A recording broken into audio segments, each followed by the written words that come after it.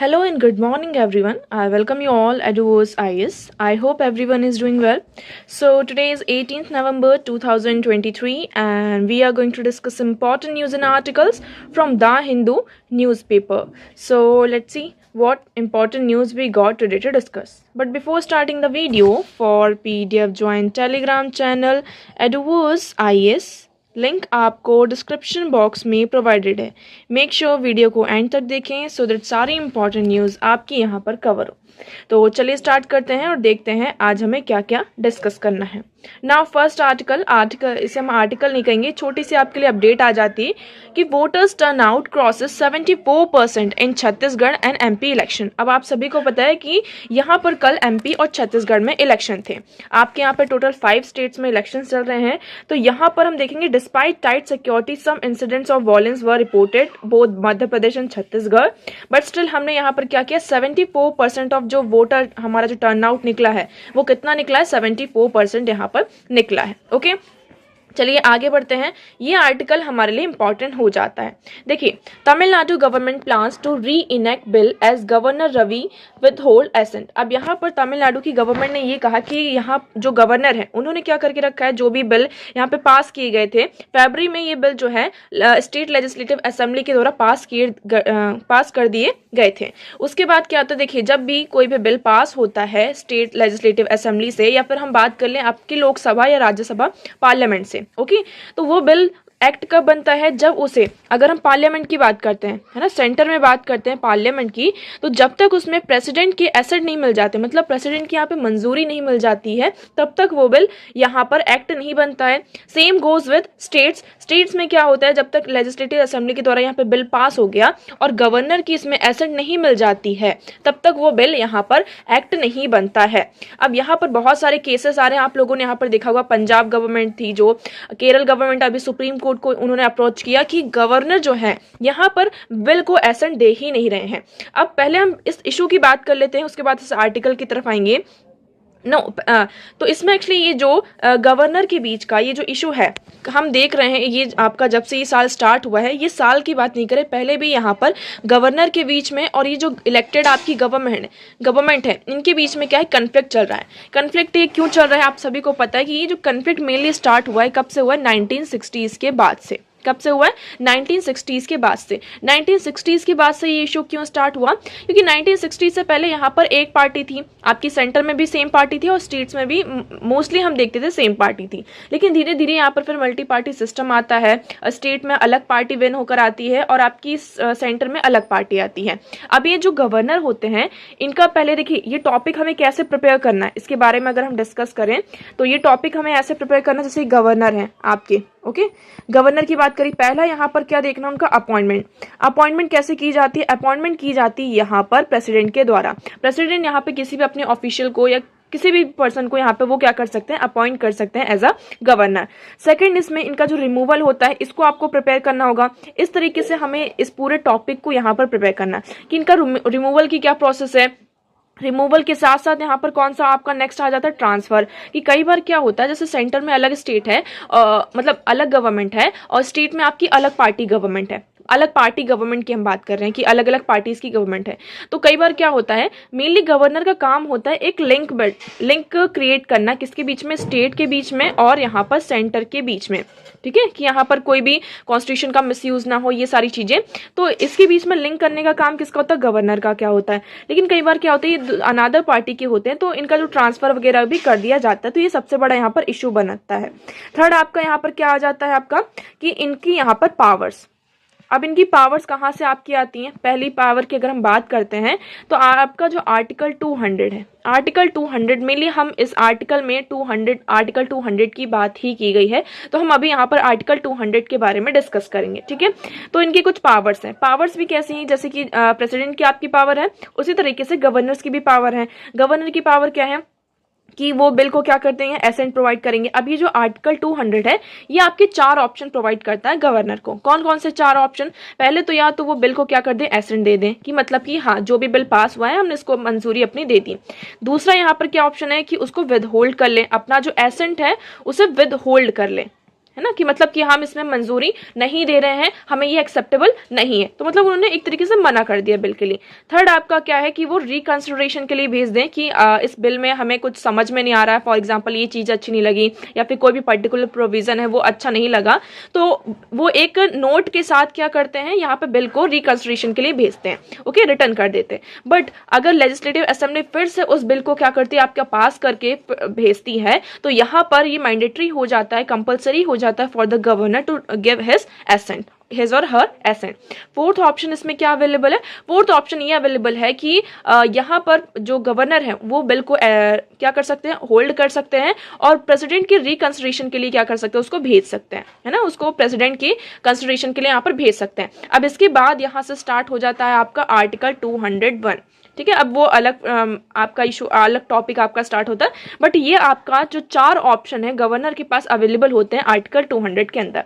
अब इसमें यही कहा जा रहा है इस आर्टिकल में कि यहाँ पे कुछ इंपॉर्टेंट बिल्स थे, तमिलनाडु की गवर्नमेंट ने ये कहा कि यहाँ पे कुछ इंपॉर्टेंट बिल्स थे, जैसे कि नीट एग्जाम्पशन बिल लास्ट फरवरी में यहाँ पर हुआ था, ऑनलाइन गैम्बलिंग जो थी, बैन ऑन ऑनलाइन गैम्बलिंग मार्च 2023 का बिल था।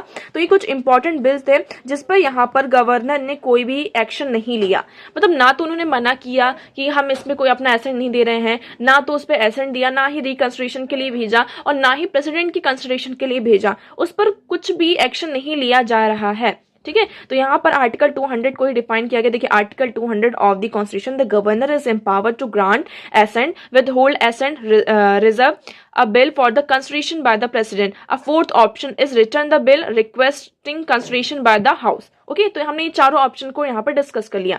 तो अभी यहाँ पर ये कहा जाता है कि हम फिर से क्या करेंगे, उन बिल को री इनेक्ट किया जाएगा। So I hope this article is clear to you. और ये आपका टॉपिक गवर्नर, सेंटर और स्टेट का जो ये रिलेशन है ना, ये यहाँ पर बहुत ज़्यादा इंपॉर्टेंट हो जाता है। मेक श्योर आप इसको अलग अलग जो पॉइंट ऑफ व्यूज़ हैं उनसे यहाँ पर प्रिपेयर करें कि अपॉइंटमेंट में हम क्या कर सकते हैं, क्या कुछ इसमें चेंज कर सकते हैं कि इनकी अपॉइंटमेंट प्रोसेस ऐसी हो। अगर अपॉइंटमेंट प्रोसेस अच्छी होगी, यहाँ पे बायसनेस नहीं होगी, क्योंकि अपॉइंटमेंट की क्वालिफिकेशन की हम बात करते हैं तो उसमें सिर्फ 2 ही क्वालिफिकेशन है ना। तो उस बेसिस पर हमें क्या करना होगा, या तो गवर्नर को कई बार क्या कहा जाता है कि गवर्नर के जो ऑफिस से रिमूव कर देना चाहिए, बट एक कॉन्स्टिट्यूशनल पोस्ट है, हम इसको ऐसे रिमूव नहीं कर सकते हैं।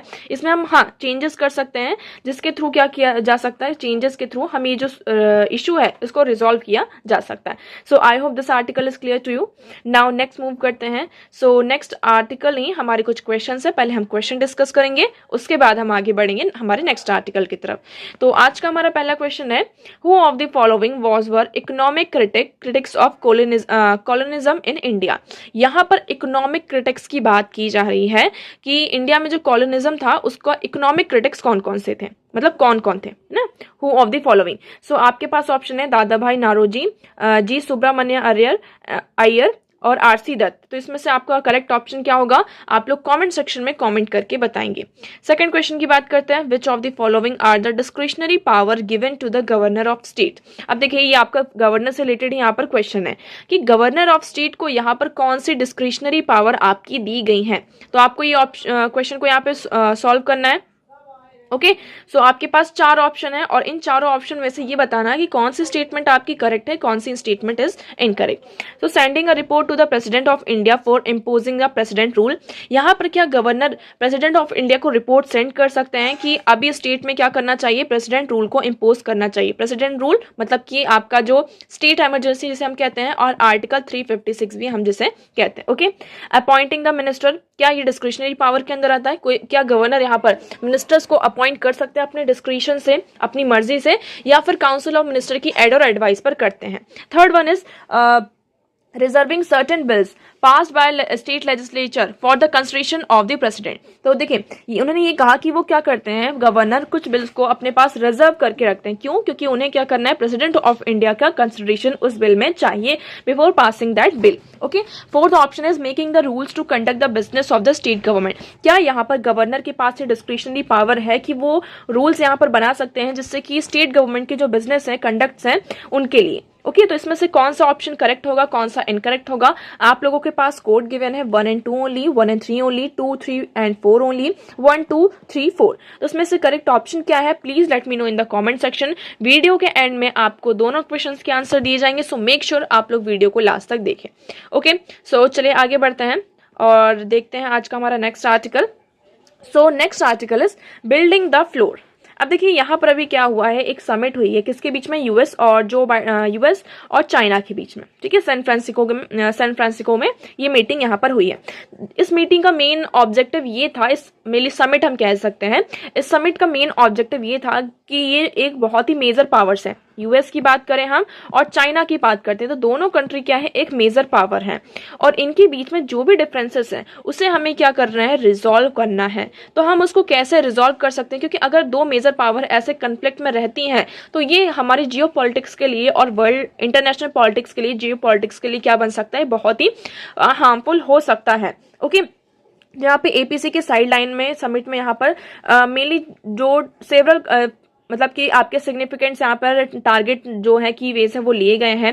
अब इसमें क्या हुआ है, the first involvement several concrete agreement, यहाँ पर दो इन्वॉल्वमेंट मेनली हुई है कि पहला जो इन्वॉल्वमेंट हुआ है उसमें क्या है, बहुत सारे एग्रीमेंट्स हैं जिन पर साइन हुआ है आपका, जिसमें कि उन्होंने ये कहा कि हम मिलिट्री टू मिलिट्री जो डायरेक्ट डायलॉग्स हैं उसको रीस्टार्ट करेंगे और उसके बाद यहाँ पर discuss the risk and safety issue involve with artificial intelligence. आपका जो आर्टिफिशियल इंटेलिजेंस के साथ रिस्क और सेफ्टी इशूज यहाँ पे इन्वॉल्व हैं उसे हम डिस्कस करेंगे। पहली चीज तो ये हुई इस समिट में। सेकंड चीज यहाँ पर क्या हुई कि both sides have describe as establishing a floor to the relationship. यहाँ पर ये कहा जा रहा है कि दोनों जो मतलब की साइड्स हैं चाइना और यूएस, यहाँ पर उन्हें क्या करना है, एक फ्लोर को एस्टैब्लिश करना है जिससे कि वो एक अच्छा स्ट्रॉन्ग रिलेशनशिप को बिल्ड कर सके। अभी 2022 में बाली में जो समिट हुई थी उस समिट में कुछ यहाँ पे कंसर्न्स थे जिस पर हमने एक स्ट्रॉन्ग रिलेशनशिप बनाने की बात की थी, मतलब स्ट्रॉन्ग नहीं कह सकते हम, गुड रिलेशनशिप की बात की थी। बट यहाँ पर क्या होता है, एक स्पाई बलून वाला इंसिडेंट होता है, आप सभी को स्पाई बलून इंसिडेंट तो यहाँ पर पता होगा।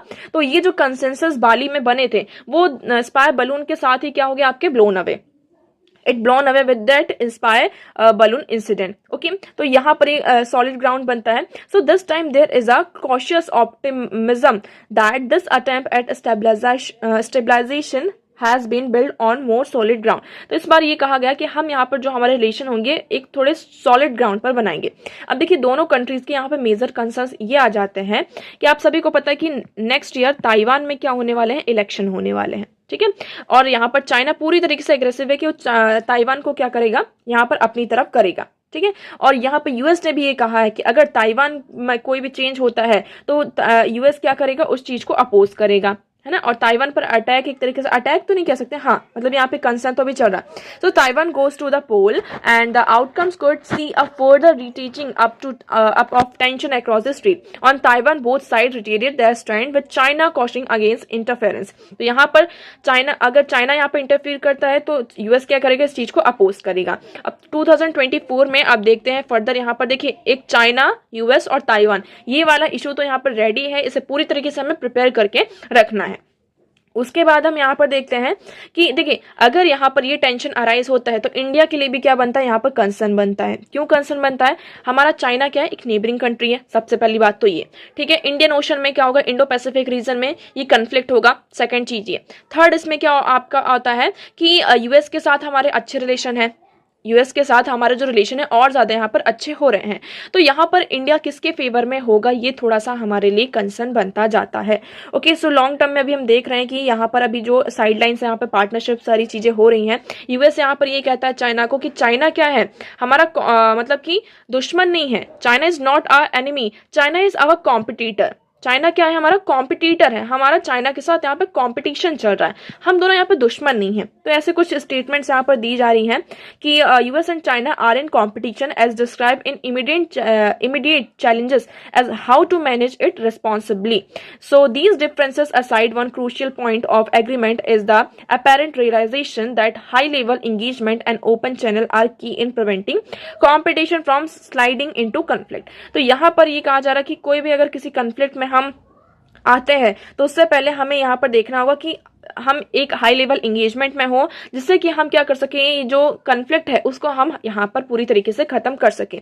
सो this offer clear lesson to the India China relationship as the crisis along the line of actual control enters its fourth winter. Dialogues in and of its is on our concessions, and as the US and China have realized, building a floor when ties between major powers at risk for free fall in the first step. तो यहाँ पर अभी कहा जा रहा है, आप देखते हैं फर्दर इसमें क्या निकल कर आता है। तो यहाँ पर इंडिया के लिए भी क्या है, हमें क्या करना चाहिए, एक स्ट्रॉन्ग फ्लोर बिल्ड करना चाहिए, जिससे कि फॉर एग्जाम्पल कभी कंफ्लिक्ट होता भी है तो हमारा रिलेशन यहाँ पर क्या हो, खराब ना हो। Okay, I hope this one is clear to you. Now next article is also related to this कि state of economy temper the euphoria. अब यहाँ पर क्या हुआ एक्चुअली कि हमारी जो जीडीपी की ग्रोथ है IMF के द्वारा ये प्रोजेक्ट की गई थी कि 2023 में इट विल बी 6.1%, मतलब कि ये प्रोजेक्शन था किसके द्वारा, IMF के द्वारा। अब इसे रिवाइज किया गया, ये कहा गया कि इंडिया की जो जीडीपी होगी वो कितनी होगी, 6.3% इसमें ग्रोथ यहाँ पर होगी। इतना आपको क्लियर हुआ। तो इस प्रोजेक्शन के साथ ये कहा कि पोस्ट कोविड में हम यहाँ पर बहुत ज्यादा हम देखेंगे कि कितना ज्यादा यहाँ पर अफेक्ट हुई थी हमारी इकोनॉमी, बट धीरे धीरे हमने आफ्टर कोविड, पोस्ट कोविड के बाद हमने इकोनॉमी को क्या किया, रिकवर किया, और हमारी इतनी अच्छी यहाँ पर क्या होती है, ग्रोथ होती है। ठीक है, अब यहाँ पे कुछ हमारे इफेक्ट्स भी हैं, कॉजेज ऑफ कंसर्न भी हैं। सबसे बड़ा कंसर्न ये है कि ठीक है, रिकवरी को तो हमने वेलकम किया, बट इसके कुछ साइड इफेक्ट्स भी हमें दिखाई दिए। Side effects on employment, it's quality and persistence of inflation of essential food items affecting the poor the most remain cause of concern. यहाँ पर हमें ये दिखाई दिया कि रिकवरी तो हुई है, हम ये इसे डिनाई नहीं कर सकते कि that recovery has been done. यहाँ पर रिकवरी तो हुई है, बट येट इसके जो इफेक्ट है सबसे ज्यादा हमें किस में देखने को मिलते हैं, एम्प्लॉयमेंट में देखने को मिलते हैं। फर्स्ट थिंग एम्प्लॉयमेंट, ठीक है, एम्प्लॉयमेंट हुआ। सेकंड, इसमें जो फूड आइटम्स है, आपका इन्फ्लेशन यहाँ पर कितना ज्यादा राइज हुआ था, इन्फ्लेशन राइज हुआ, मतलब कि जो क्वालिटी है फूड आइटम्स की वो अफेक्ट हुई। मतलब कि ये जो सबसे बड़ा जो कॉज ऑफ कंसर्न है किसके लिए, जो पुअर लोग हैं उनके लिए सबसे बड़ा ये उनको अफेक्ट कर रहा है, क्योंकि जो हमारे इसेंशियल फूड आइटम्स में क्या है, आपका खाना ही आ जाता है। अब खाना ही इतना महंगा मिलेगा तो वो क्या पूरा डिस्टर्ब हो गया सारी चीजें। So as many critics have highlighted however even focusing on output recovery a sectoral view with trade dimension. तो यहाँ पर एक तरीके से जो आउटपुट रिकवरी यहाँ पर मतलब कि हाईलाइट की जा रही है, जो क्रिटिक्स हैं उन्होंने ये कहा कि जो आपकी जो रिकवरी है जो हाईलाइट की जा रही कि आपकी इतनी रिकवरी हुई है ऐसा वैसा, तो ये एक्सपोर्ट के उससे देखा गया है, मतलब कि कितना इंपोर्ट हुआ, कितना ट्रेड हुआ, किस उस बेसिस पर यहाँ पर उस एंगल से देखा गया। So policy makers need to temper their optimism by taking a slightly longer view with a wide angle। तो ये कहा जा रहा है कि जो पॉलिसी मेकर्स हैं उनको थोड़ा एक वाइड एंगल और लॉन्गर व्यू लेना होगा, जिससे कि जो सारे एस्पेक्ट्स हैं इकोनॉमी के, ऑल दी एस्पेक्ट्स उसमें क्या हो, कवर हो। So appreciating the fast changing geopolitical underpinning of economic policy making, it perhaps bear reputation of 2023 and 22 and 23 are held at the end of the globalization as we knew it। Okay, so यहाँ पर next हुआ second, इसमें ये कहा जा रहा है कि आपका जो डेफिसिट है चाइना के साथ वो क्या हो, धीरे धीरे ग्रो कर रहा है।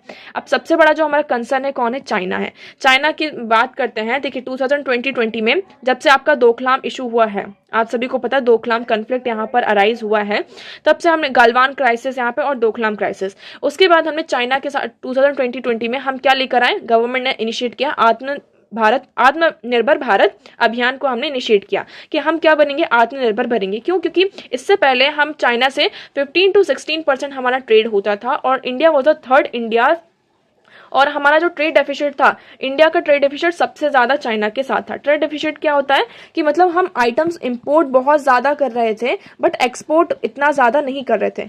चाइना से बहुत सारा जो गुड्स एंड प्रोडक्ट्स है वो इंडिया में आ रहा था, बट जितना चाइना से आ रहा था उतना हम वहां पर दे नहीं पा रहे थे, एक्सपोर्ट नहीं कर पा रहे थे। तो the gap between the import and export is known as trade deficit.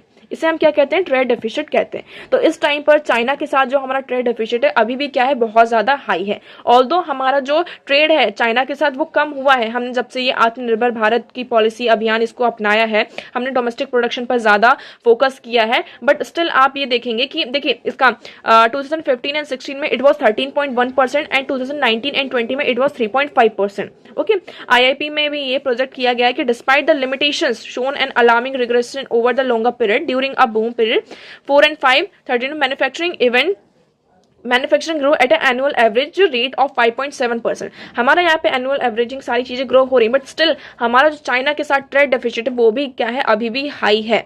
तो हमें यहाँ पर कुछ ऐसे पॉलिसी मेजर्स लेकर आना चाहिए जो पब्लिक इन्वेस्टमेंट है, सेक्टर आपकी जो PSUs हैं, पब्लिक सेक्टर अंडरटेकिंग्स हैं, सेंट्रल गवर्नमेंट्स हैं, central and public sector undertakings, public investment by state governments, और जो सेंटर के लोन है, एडवांसेस टू स्टेट्स। तो इन सारी चीजों पर हमें क्या करने की जरूरत है, रिफॉर्म करने की जरूरत है। तभी हम क्या कर सकते हैं, हमारा जो बजटरी स्टैटिक्स है उसको चेंज कर सकते हैं, और ये जो ट्रेड डेफिसिट है विद चाइना उसको हम क्या कर सकते हैं, कम कर सकते हैं। ओके, ये नेक्स्ट इसमें पॉइंट ये कहा गया है कि देखिए पहली चीज हमने क्या बात की, कॉज ऑफ कंसर्न क्या है आपका, इन्फ्लेशन। ठीक है, इन्फ्लेशन, एम्प्लॉयमेंट। सेकंड है आपका कि स्टेट ऑफ इकोनॉमी, किसमें बात की जा रही है कि किस तरीके से हमारी इकोनॉमी ग्रो कर रही है। सेकंड आपका आता है कि हमारा चाइना के साथ जो डेफिसिट है वो ग्रो हो रहा है।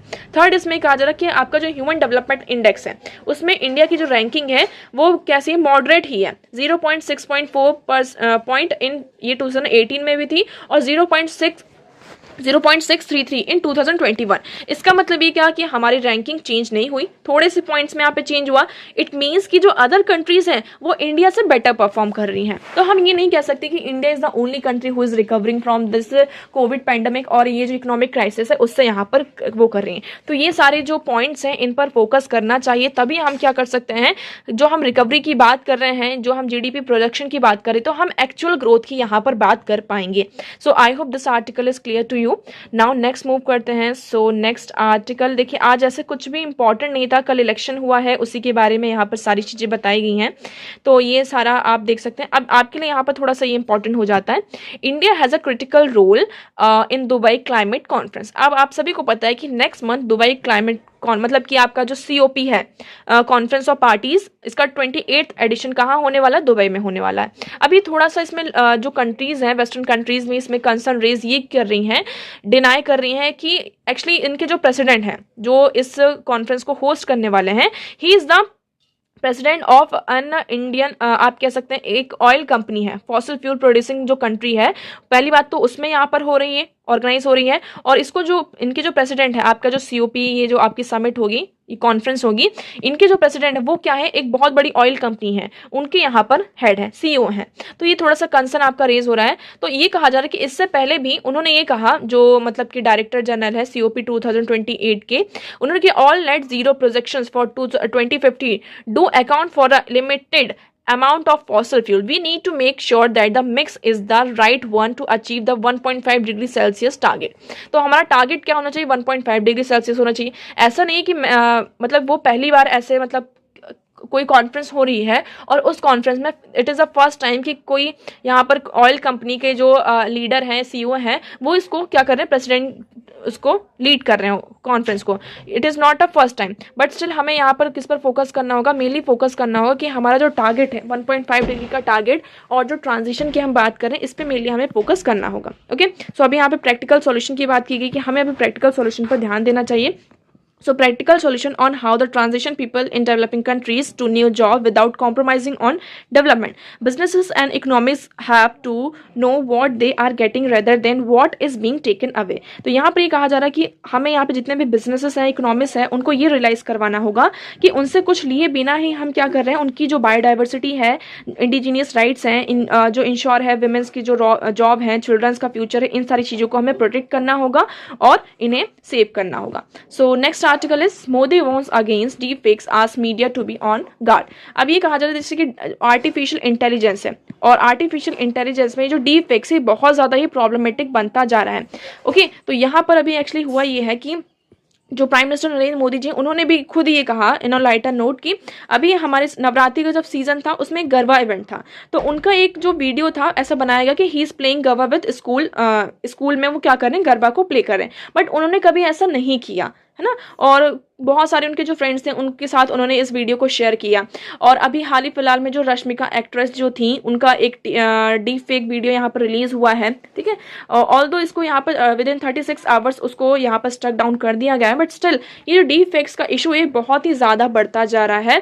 तो यहाँ पर जो भी मीडिया है उनको यहाँ पर बहुत ही ज़्यादा कंसर्न लेना होगा, यहाँ पर अवेयरनेस फैलानी होगी, लोगों को यहाँ पर एजुकेट करना होगा about the artificial intelligence and deep fakes, कि इन फ्यूचर ये हमारे लिए क्या बनता जा रहा है, जितने जितने ज़्यादा हमारे यहाँ पे बेनिफिट्स हैं, एडवांटेजेस हैं विद आर्टिफिशियल इंटेलिजेंस, उतने ही ज़्यादा इसमें क्या है, हमारे डिसएडवांटेजेस भी नजर आते हैं. So Modi said vocal for local idea has received support from people. Pointing to the economy and other sector, he said India's achievement during the pandemic had created confidence in people that country is not going to stop now.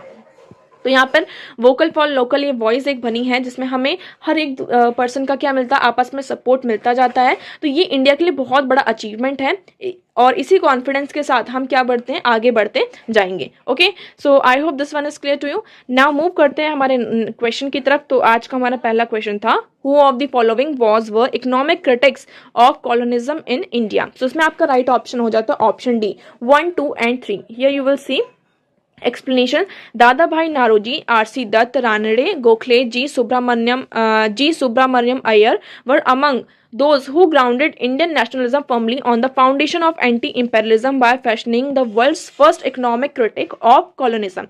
They were the first, आप कह सकते हैं economic critics थे. Okay, so drain theory, आप सभी को drain theory के बारे में पता होगा. It was established by दादा भाई Naoroji. Increased poverty and lower wages were among the indirect product of colonial rule according to Dutt. तो यहाँ पर दत्त के अलावा ये कहा गया कि उन्होंने क्या कहा कि जो गरीबी बढ़ी थी इंडिया में, ठीक है, और जो भी ये लोअर वेजेस थे और जो भी ये इनडायरेक्ट प्रोडक्ट हैं वो किसके, कॉलोनियल रूल के आपके यहाँ पर थे. सेकंड क्वेश्चन की बात करते हैं. Which of the following are the discretionary power given to the governor of state. तो देखिए इसमें आपका करेक्ट ऑप्शन हो जाता है 1 and 3 only. Sending report the president of India for imposing president rule, ये आपका आर्टिकल 356 के अंडर डिस्क्रिशनरी पावर है टू द गवर्नर कि वो क्या कर सकते हैं, रिपोर्ट सेंड कर सकते हैं गवर्नर के, सॉरी प्रेसिडेंट के पास कि आप क्या करना चाहिए, स्टेट में आपका प्रेसिडेंट रूल यहाँ पर इम्पोज करना चाहिए. यहाँ पर अपॉइंटमेंट ऑफ मिनिस्टर ये एड और एडवाइस पर होता है, तो ये ऑप्शन आपका यहाँ पर गलत हो जाता है. तो सेकंड ऑप्शन देखिए आपका ऑप्शन नंबर 1, 3 and 4 में, तो ये तीनों ऑप्शन आपके एलिमिनेट हो जाते हैं. आपके पास बचता है ऑप्शन 1 and 3 ओनली. नेक्स्ट है आपने अभी हमने इसको डिस्कस किया था कि reserving certain bills pass by state legislature for consideration of the president. तो यहाँ पर कंसिडरेशन गवर्नर के पास डिस्क्रिशनरी पावर है कि वो बिल को रिजर्व कर सकते हैं जो भी स्टेट लेजिस्लेचर के द्वारा पास किए गए for the consideration of the president of India. तो इसलिए आपका यहाँ पर थर्ड ऑप्शन करेक्ट हो जाता है. सो आई होप आपको ये क्वेश्चन यहाँ पर क्लियर होंगे और सारी जो चीज़ें हमने डिस्कस की वो सारी चीज़ें यहाँ पर क्लियर होंगी. But still if you have any doubt you can ask in comment section. Video कैसा लगा एक बार कॉमेंट सेक्शन में ज़रूर बताएगा. If you like the video please channel को सब्सक्राइब, शेयर एंड लाइक करना ना भूलें. So that's for all today. Thank you so much for discussion.